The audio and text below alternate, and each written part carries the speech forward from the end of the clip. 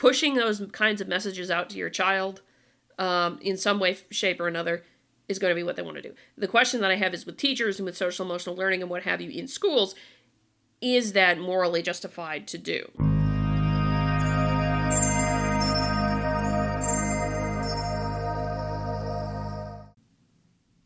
Okay, so something interesting that came across my radar amongst the journal articles that I get on a regular basis. One of the journals I get notifications from is this one, Environmental Communication.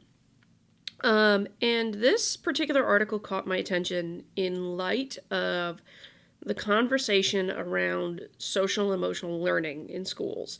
And if you haven't seen the live that Deb and Justice did on Karlyn Borisenko's channel, Deb Philman being from The Reason We Learn, I recommend going over there and watching it, and I will link it in the description. But I don't think, but what I think was missing from their conversation is the sense of why is it pushed, or a better way to say it is, how is it justified doing social emotional learning or such things with kids? And the answer to that is kind of complicated, but think about the fact that in history, I've talked about it more than a few times on this channel, science has been bastardized because people were more interested in their own political interests or ideological interests or what have you. And that resulted in some very horrible things, from Lysenkoism in Europe to eugenics to a whole host of things that were wrong. But there's also the moments of science done with good intent used to justify ill things. And I mean, a prime historical example of this is, scientifically, the whole process that led to the development of the nuclear bomb. That, in a lot of ways, was a tremendous advancement in science. There then comes the dilemma after that of, and some still argue it to this day, was it a good thing to drop the nuclear bombs on Hiroshima and Nagasaki? That is a moral decision. That is not a scientific, that has nothing to do with science. I've said it many times, and it is very true. No amount of practicing, no amount of being a scientist, no amount of using the scientific method, none of that gives you moral compass. The whole process of science is the process of finding the truth. It is the process of answering questions, and as some parts of the principles of scientific inquiry will say, it's also a part of solving problems in society.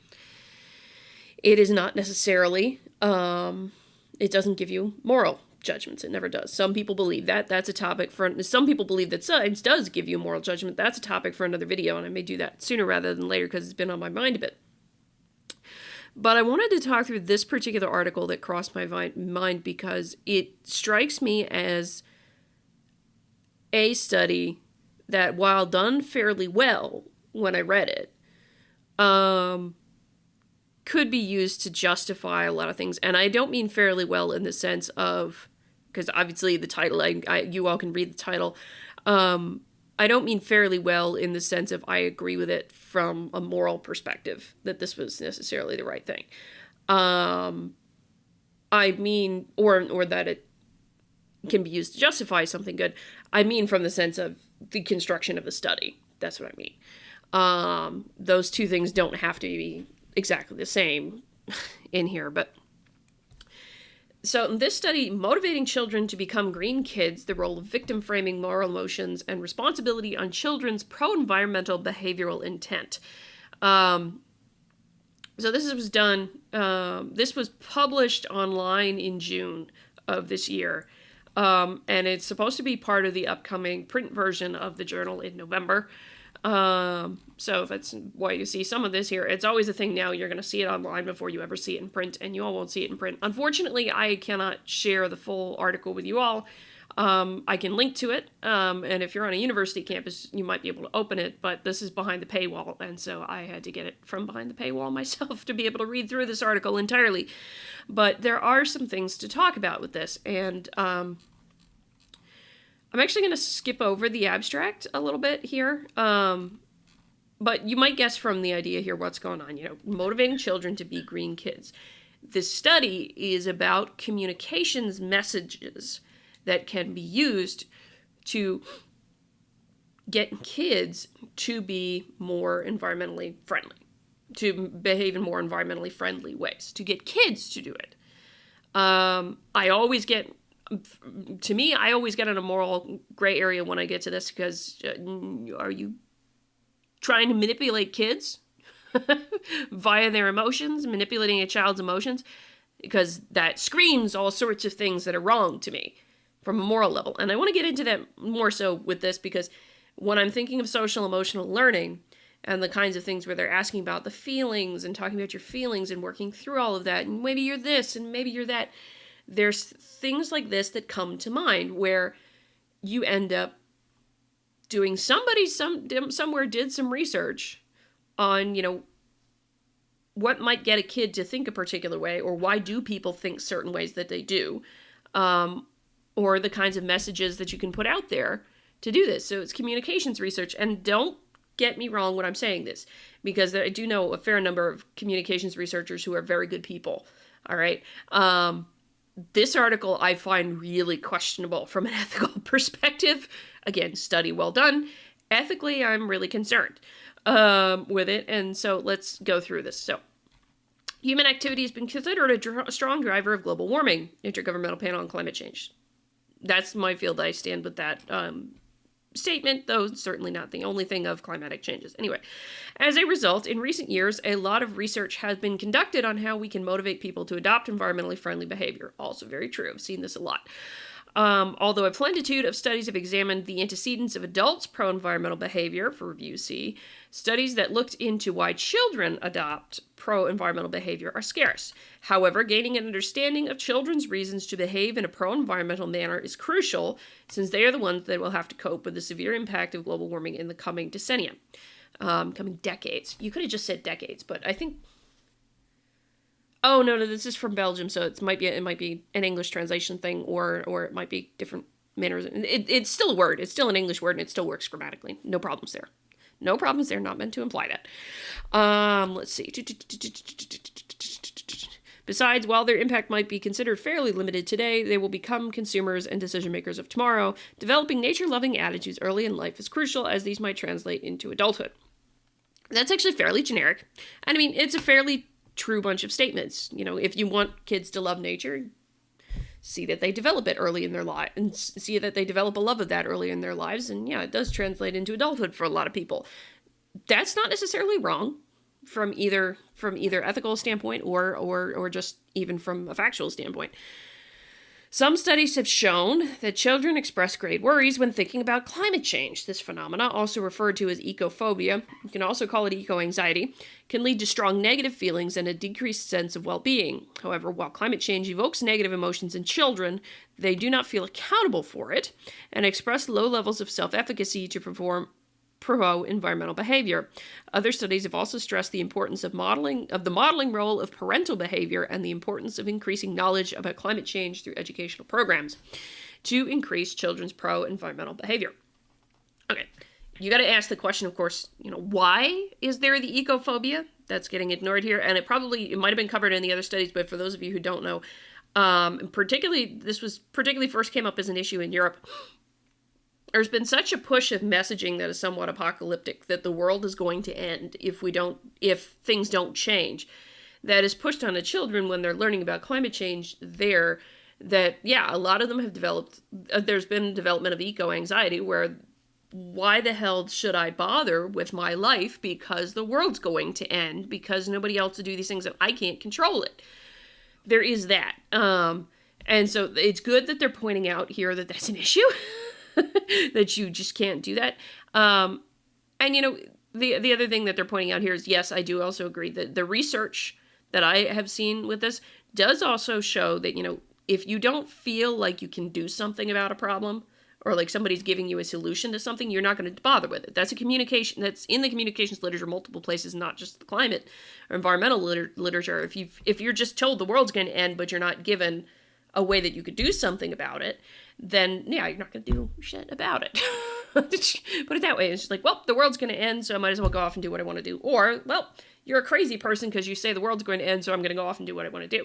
You're not giving the thing of what can you do to help, and how does this connect with the things that you value, and all those kinds of things. When we were talking about climate change communication, when I've been working on this, the idea is you want to connect with somebody's values and then talk about the climate change kind of things, not just on the other stuff. That's the general sort of idea when it comes to communication and climate science that's been sort of prevalent. Just to give you the background information here.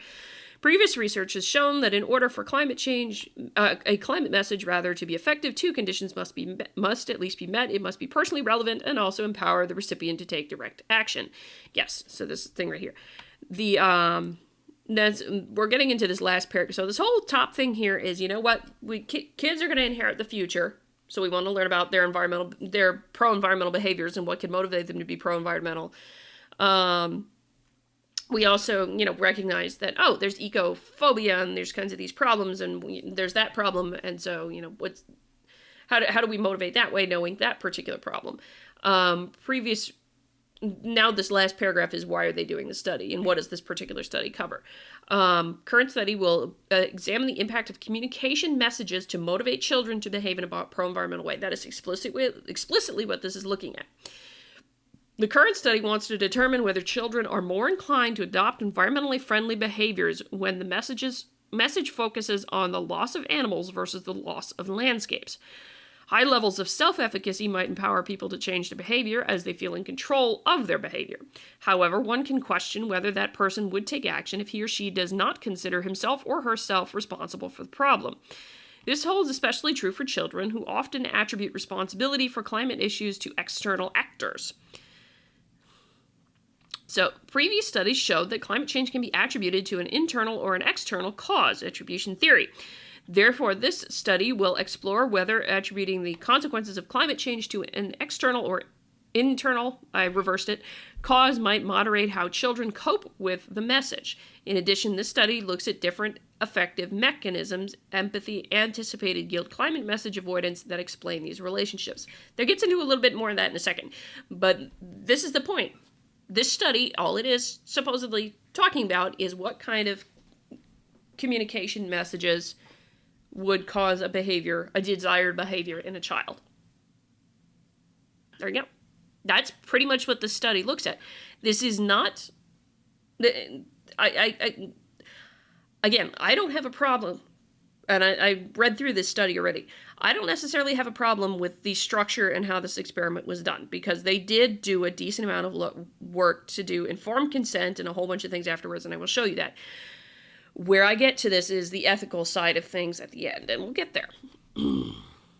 But these are the specific behaviors they are looking at, and specific things and feelings they are looking at here coming up. But first, theoretical framework. The role of empathy and anticipated guilt as drivers of the relation between victim frame and pro-environmental behavior. Victim frame does not refer to the victimization of critical theory. That's not what they're referring to here. Pro-environmental behavior can be considered a moral act since its consequences are clearly considered in terms of right or wrong with a large impact on Earth. This also holds true for children, as previous studies showed that children consider harmful behaviors to the environment as wrong and judged people who behaved in such a manner as bad. In relation to this, some studies explored the role of moral emotions on pro-environmental behavior. I highlighted this section actually for a reason, because pro-environmental behavior can be considered a moral act since its consequences are clearly considered in terms of right or wrong. Okay, wait a second. Let me ask you a different thing. Let us say you do a very pro-environmental act, but that pro-environmental act causes an awful lot of problems for your neighbor, for a dear friend, for a member of your family. Is that act then, and assuming you love this person dearly, is that act then right or wrong, morally? That was pro-environmental behavior, but is it right or wrong? What I have a problem with this section is it is framing pro-environmental behavior itself, just doing something in favor of the environment of an act as being right or wrong in isolation, and making it as a very binary thing, when in reality, that action does not happen in isolation. Whatever behavior that is does not happen in isolation. And it does have effects on other things going on, and perhaps very profoundly bad effects on people that you love. To be pro-environment, maybe you end up doing something to your own family that's hurtful. Maybe you end up paying more money in electric costs and things like that. Maybe you end up doing this thing that... My point is this, is that I got a problem with this in that you're framing it as a false binary, in the sense of that, yes, it might be pro and good for the environment, but that doesn't necessarily make it entirely fully moral if you're also then doing something incredibly harmful to somebody else in the process. So this is definitely not quite right to me here when I'm reading this. An important moral emotion that has been found to motivate pro-environmental action and social behavior in general is empathy. Empathy can be defined as one's ability to understand and care for experiences of others by taking their perspectives. When empathy is induced, it could stimulate someone into action. For example, to put someone or something out of its suffering. That is that's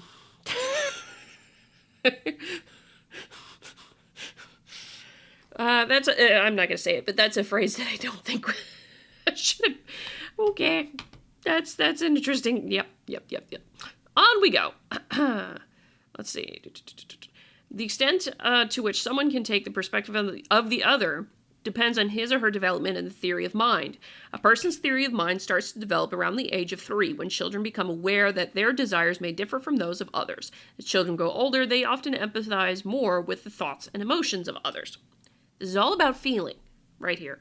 It's all about how a child feels, not necessarily whether it's right or wrong for the child. Keep that in mind. Let's see. Studies have shown that children attribute more human-like characteristics to animals than they do to plants, which can be explained by several factors. Now, this is why they think a framing around extinction of animals presented to children will motivate more pro-environmental behavior. That's where this is coming from with that. And they're explaining that in here. So, their first hypothesis that they're testing in this thing is a victim frame focusing on the loss of animals versus landscapes will result in higher levels of empathy and therefore more pro-environmental behavioral intent. So victim frame here is essentially in this thing, they're painting either animals or lands in their experimental setup. They're painting animals or landscapes as these will be the victims of climate change. They're not painting it as like societal oppression or anything like that. Which they're not, this is not the critical theory kind of thing. It is a framing. Framing is a word in communications literature, which is just say, how are you constructing the message? You know, all these kinds of different things like that. So the victim frame is who is the victim in that particular messaging context. Guilt is considered a self-directed negative. Okay, the impact of empathy leading to coercive action can be mediated by feelings of guilt. Guilt is considered a self-directed negative emotion that is aroused when people feel guilty for the suffering of others. This study focuses on anticipatory guilt, which refers to the way people anticipate the negative emotions they expect to feel by performing certain behaviors. To avoid the experience of emotional imbalance, people will consequently adapt their behavioral choices. This is to say, anticipatory guilt is to say, I know if this happens to this person over here, I will be, as a result of my actions, I will feel really guilty about it. You know, it is not actually feeling guilt in that moment. It's just, I know if this thing, it's the notion of, oh, I know if this happens, I will feel really bad about it. You know you will feel really bad. Not that you are feeling really bad, that you will feel really bad. And you know you don't want to feel really bad. Again, feelings. We conclude that higher levels of empathy can lead to stronger feelings of anticipatory guilt, which motivates behavioral change, especially when the victim frame focuses on the loss of animals, hence the following hypothesis. A victim frame focusing on the loss of animals versus landscapes will lead to higher levels of empathy, which increases the feelings of anticipatory guilt, leading to more pro-environmental behavioral intent. However, increasing someone's perceived environmental responsibility or the extent to which a person feels accountable... Okay. Let's see. The moderating effect of responsibility attribution and victim frame on pro-environmental behavior and the role of message avoidance. A general lack of responsibility and accountability for the environmental problem has often been considered an important barrier of pro-environmental action, especially among young people. This is understandable as many factors related to climate change are beyond children's control. However, increasing someone's perceived environmental responsibility or the extent to which a person feels accountable for the damage caused to the environment could stimulate behavioral change. So this is about attribution. Whether or not you feel like you are directly responsible for something, or you may be directly responsible for something versus somebody else is responsible for something. So, bear in mind. Specifically, one can distinguish between internal and external attribution of responsibility. While an internal attribution of responsibility refers to the degree to which the individual is responsible for the problem, external factors are assumed to be responsible in the case of an external attribution of responsibility.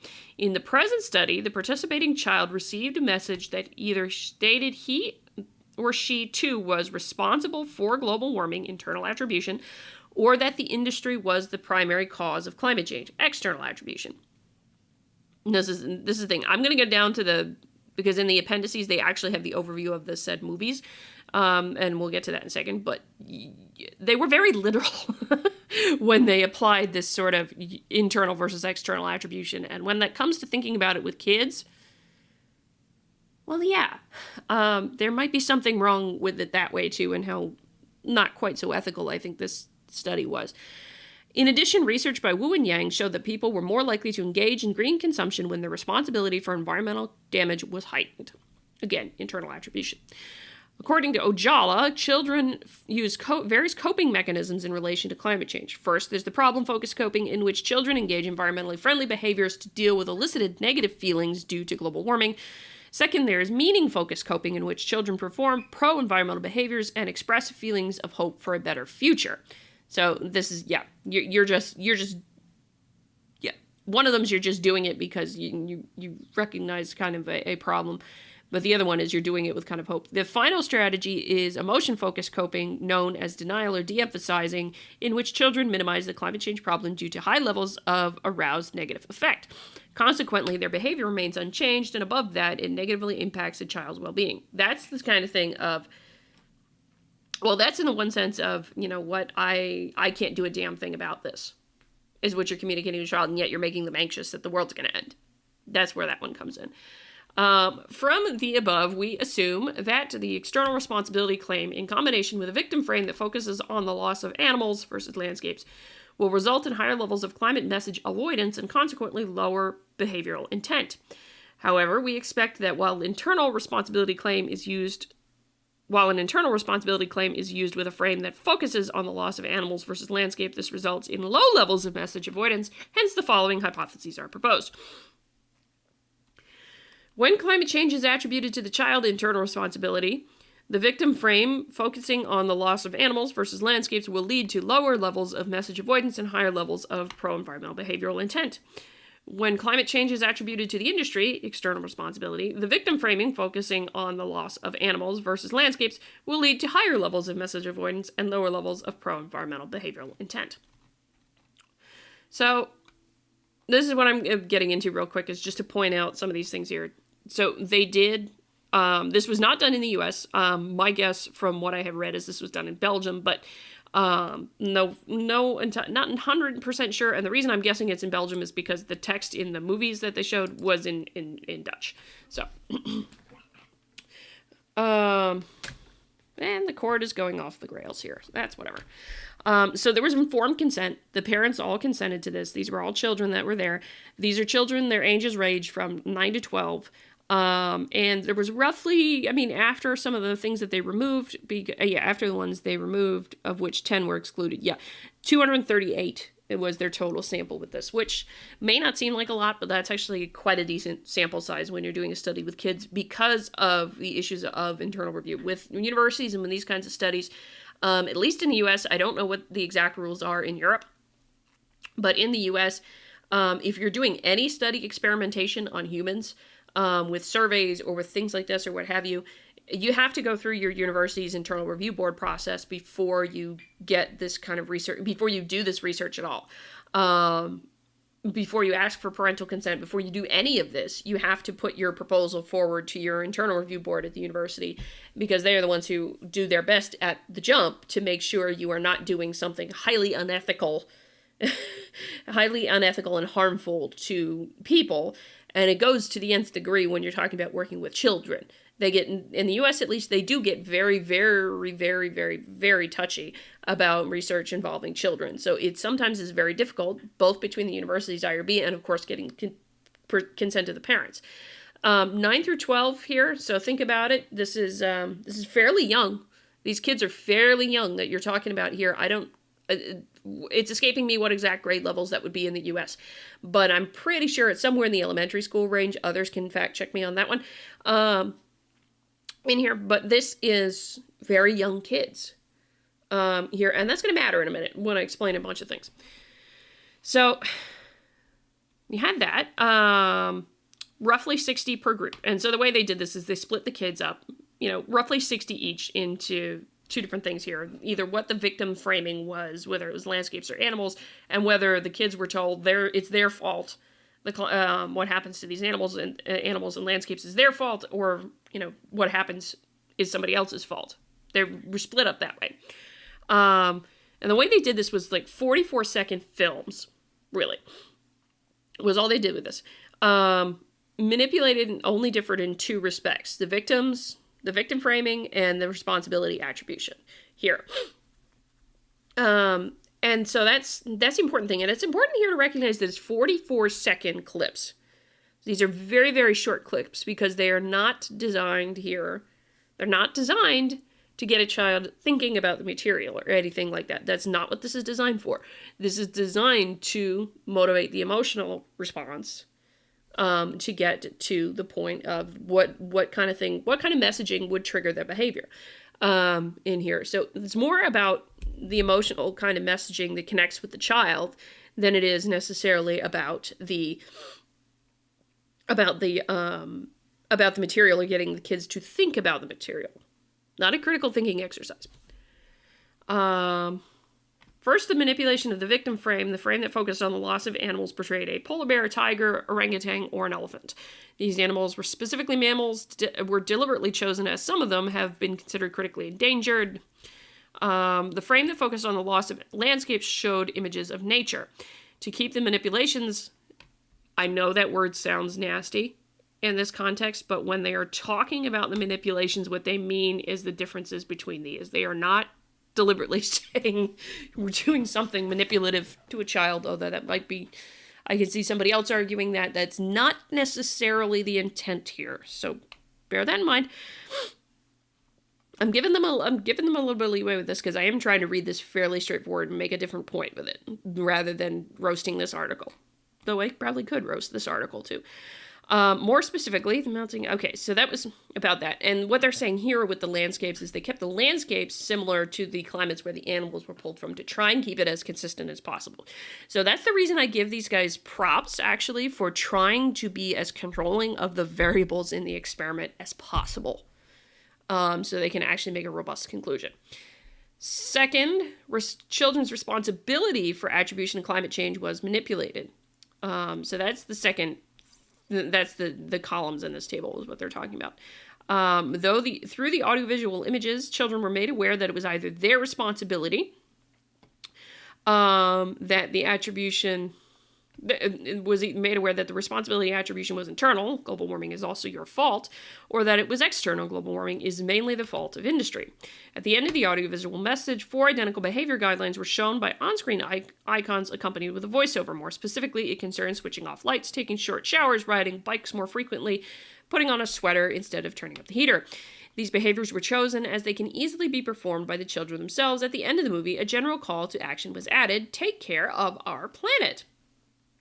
Okay, I want to go down here because you can see in the appendices actually that they have what these are.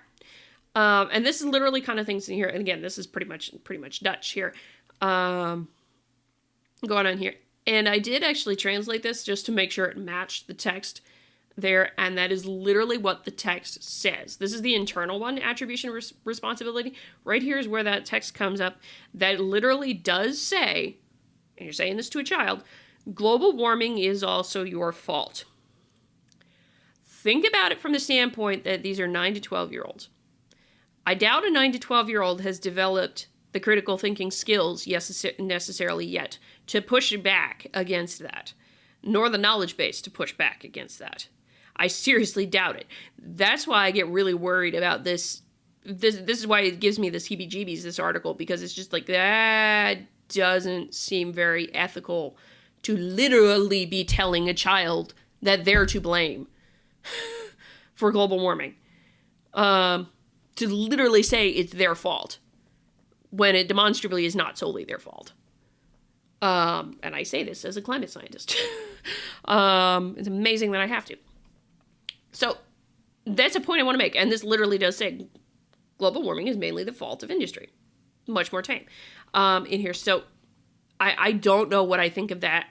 I find that very unethical to just literally say that to a child when they don't necessarily push back on that, when they're looking at you as the authority figure and you're literally telling them that.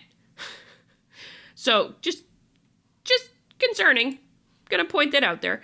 Okay, so this is some other things up front. One of the things they did was just to, aside from the main experiment, which is the 238, they did an extra pre-test with it. And the point of the pre-test was, did the kids get the message that was meant by those audio visuals? So that's the point of this section. And they did it with a separate group, which is good. Good control of experimental stuff. Again, barring the ethical issues that I have with it, it was actually a fairly well-constructed experiment. And this is why I say, this is where I'm getting back to the thing of, good science, maybe. Ethically, kind of concerned. Okay. Participants were first briefly, and this is procedures that happened in the main portion of the study with the 238. Participants were briefly informed about the subject of the study without its objective explicitly explained. The children were informed that the study was not a test and that therefore there were no right or wrong answers. I can't talk today. They were instructed to answer the questions honestly and given the option to drop out at any point. During the experiment, children were also allowed to ask questions when something was unclear. The data collection was carried out in class, and each child individually completed the questionnaire on a tablet. During the experiment, children watched one of the 4 audiovisual messages on their tablets with headphones. Afterward, they were asked to fill in some questions about the videos they had seen. At the end of the study, the children were thanked for their participation and were debriefed by means of a positive class talk about climate change, so that their potential negatively induced moods, induced by the movie, were turned around. So, I give them credit that they made a point of talking seriously about it with the kids afterwards to make sure that they didn't come out of it feeling really, really emotionally messed up. I do give them credit for that. I still think it's wrong to just blatantly tell a kid that it's their fault for global warming. I really find that one wrong. Okay. Measures. So, manipulation check. 2 questions related to the victim framing and what have you. So this is a post-movie questionnaire, and this is what they're talking about here. And this is not what you think it is. The manipulation check is, did the child get that this was about animals being extinct or landscapes being lost in there, and whether or not they felt responsible for climate change in here. Because those were the 2 things that they were manipulating in that cross table from earlier. Manipulating in the messaging. To a degree, manipulating the child maybe too, because like I said, I'm not sure that a 9 to 12-year-old is going to have the wherewithal to be able to challenge being told that that global warming is their fault. I'm not so sure about that.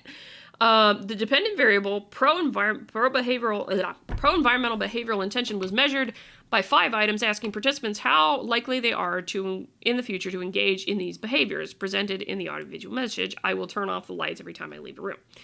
The mediator, empathy, was measured by an adapted version of the scale used, consisting of 5 items. I feel sorry for. I got to make a point here. Landscapes are more than plants. Landscapes are more than plants. They're also boulders. They're also the hills, the topography. Is there a river in the shot? Things like that. It's not just the plants. So it's just like, I don't know. Does a 9 to 12-year-old know what a landscape is? Question. Anticipated guilt was measured with 3 items. I will feel guilty if the earth gets destroyed, kind of thing like that. Finally, the scale of Ojala was used to measure climate message avoidance denial. Initially, the scale consisted of 6 items, but 2 items were excluded based on their low inter-item correlation. Okay.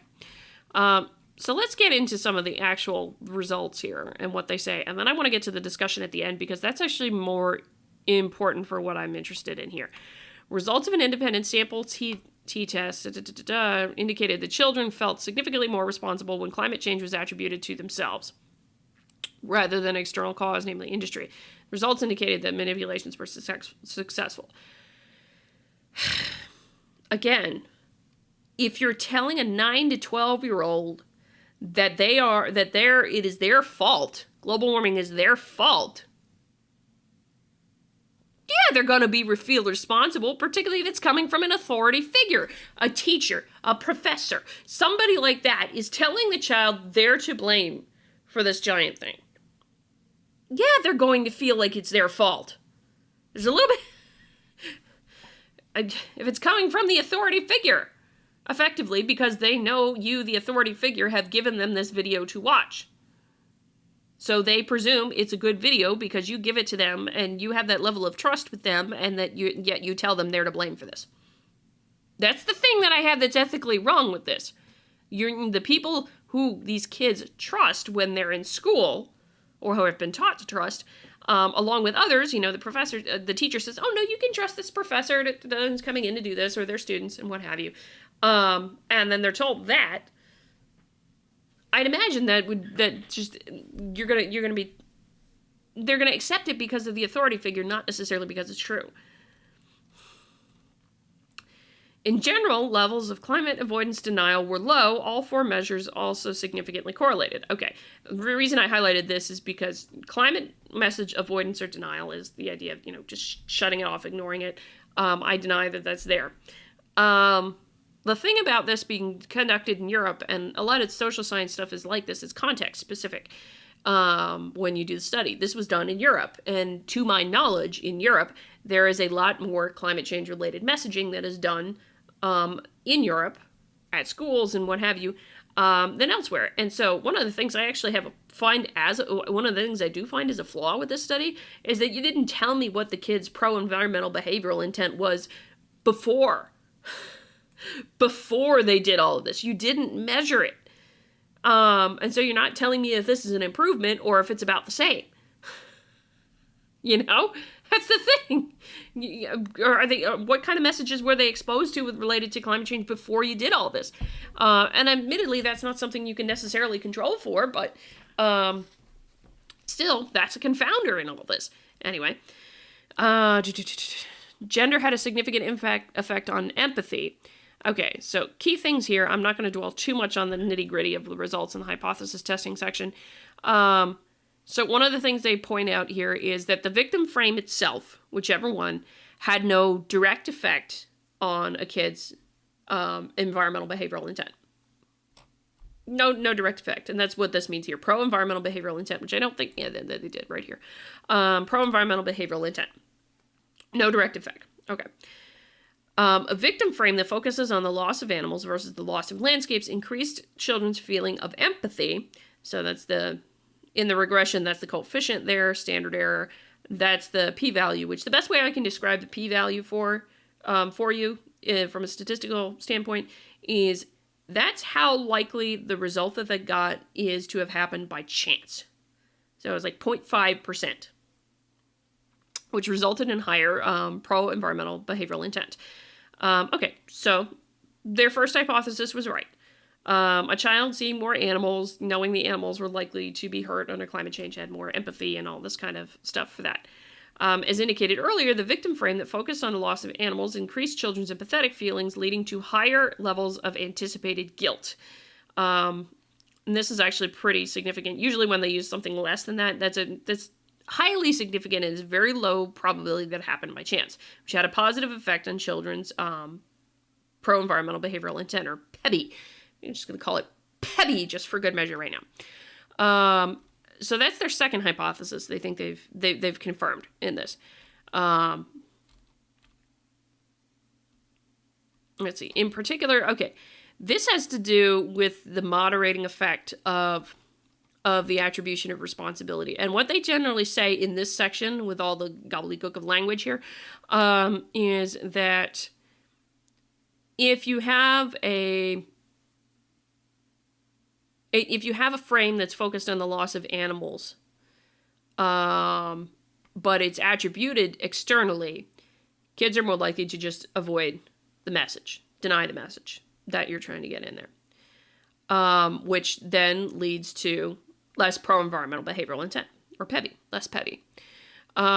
The opposite was also shown in here, in that if it's internal, then if the attribution responsibility is internal, like the kid is told that it's their fault that the animals are going extinct under global warming, that leads to a lower level of avoidance of the message and the loss of lands and more PEBI, more behavioral and environmentally friendly behavior.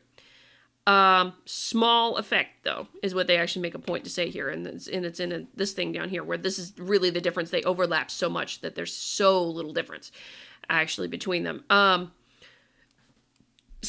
the point I want to make here with this is that if you're telling a kid it's their fault, again, I gotta say it, if you're telling a kid it's their fault, then they're going to go and follow it all the way through, even though it might not necessarily be true that it's their fault. So, down to the discussion here, because this is where it gets much more interesting. The aim of this study was to investigate the impact of communication messages that motivate children to behave in a pro-environmental way, with a specific focus on victim frame, animals versus landscapes, and attribution of responsibility, internal versus external. The results show that animals versus landscape indeed evoked more empathetic feelings, which had a positive effect on children's behavioral intent. In addition, higher feelings of empathy increased children's anticipated guilt, which in turn resulted in higher pro-environmental behavioral intentions. This finding is in line with previous studies with adults that found that anticipated guilt can be an effective motivator for environmentally friendly behavior. Let's see. Ojala argued. Okay. When the responsibility was attributed to industry, a victim frame focused on led children to avoid the message more than when the message frame was focused on the loss of landscapes. Okay, so this is a lot about why that might be. Here, coping mechanisms to try and reduce negative emotions generated by a stressor. Possible explanation for these results lies in the fact that children express more empathetic concern and feelings of guilt toward harm against animals versus landscapes, but believe their actions could do little. Therefore, children avoid the message as a way of coping, leading to detrimental effects on their pro-environmental behavior intentions. Detrimental effects on the intentions of pro-environmental behavior. And there, just, again, to conclude, focusing on the loss of animals in communication messages is a beneficial strategy to increase children's pro-environmental behavioral intentions, PEBI, as it increases children's empathetic concern, which results in higher feelings of anticipatory guilt and, in turn, enhances pro-environmental behavioral actions. However, it should be combined with an internal attribution of responsibility, as an external attribution of responsibility increases children's intent to avoid the message, decreasing their intentions to behave pro-environmentally. So, in other words, what they're saying here is to get the maximum, in this kind of setup, to get the maximum pro-environmental behavior in their setup here, you want to tell the child that global warming is their fault and focus on animals. Just bear that in mind. That is their finding for what works as an effective communication strategy to get kids on board with doing more pro-environmentally friendly behavior. So this is the section. Policy implication. The findings of this study offer some interesting perspectives that may help, among others, policymakers, nonprofit organizations, and teachers to stimulate children's pro-environmental behavior. Firstly, campaigns or educational programs may want to emphasize the victims of loss of biodiversity. In particular, the study shows it is beneficial to stress the extinction of animals versus landscapes, as children seem to express more empathetic concern toward animals than they do for plants, which could in turn increase their pro-environmental behavioral intent. While previous studies with children have already indicated that animals generate more empathetic feelings than landscapes, this is the first study to our knowledge that has also investigated this effect on children's pro-environmental behavioral intent. In addition, there's often been a distinct link between the images of animals that were used and the behavioral change that was aimed for, meat reduction, for instance, or animal conservation. This study shows that these images of animals might also stimulate pro-environmental behavior without clear connection to animals, energy and water reduction. Because some of the things in some of the actions that they offer to kids to do is like, oh, turn the lights off, take less showers, all those kinds of things. In addition, the loss of animals motivated empathetic concern, which stimulated anticipated guilt. So some studies have suggested that climate messages directed at children should stimulate positive emotions, since inducing guilt might backfire. However, this study indicates that it can also stimulate behavioral change. Consideration must also be given when this animal frame is combined with a responsibility claim. Focusing on an external source as a cause of climate change increases the likelihood that children will avoid the message, and thus decreases the intentions to behave pro-environmentally. This might be explained by the principle of cognitive dissonance, in which children want to help animals threatened with extinction but do not feel able to do so, as the main perceived responsibility is attributed to an external source. However, this is an assumption, since cognitive dissonance was not investigated directly in this study, and it should be further explored in future research. To encourage children to adopt environmentally friendly behavior, it is important to make them aware that their actions also impact global warming. Generating a small sense of personal responsibility might empower them and increase their beliefs that their small efforts do make a difference. Okay. Two things I'm going to note here is, for one, they're not mentioning the parents. That said, they said may help among others. You might presume the parents are in there. I don't know. But this whole section is about the policy kinds of things. And so they are saying that it is a good idea to somehow get some kind of personal responsibility on the child for this big thing happening. I personally don't think that's a good thing from a moral perspective. More on that in a second. But one of the reasons I'm bringing this up is because, as I said at the start, scientific studies are often used as the justification. And communication is in the social sciences side of things.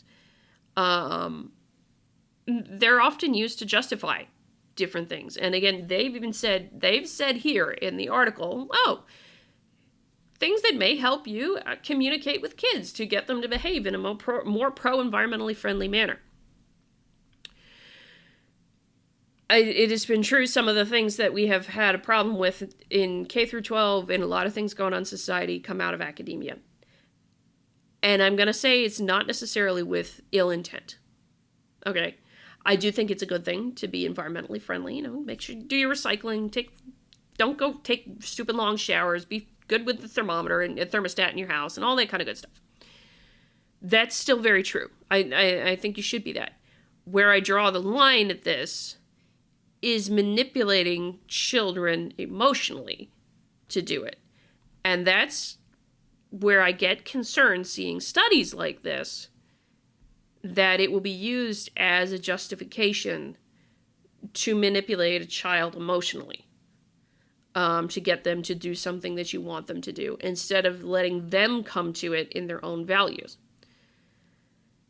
That's why it's a concern to me seeing something like this with respect to the thing we're talking about with social emotional learning.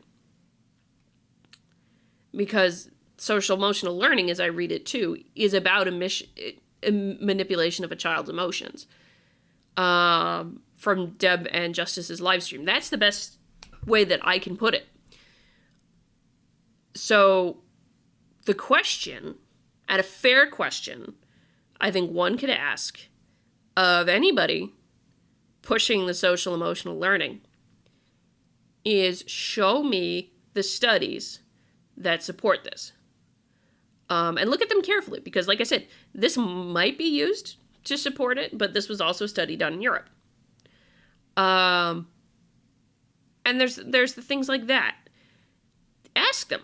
No. I don't tell me studies say this. Show me the studies. Ask me for it firmly, politely.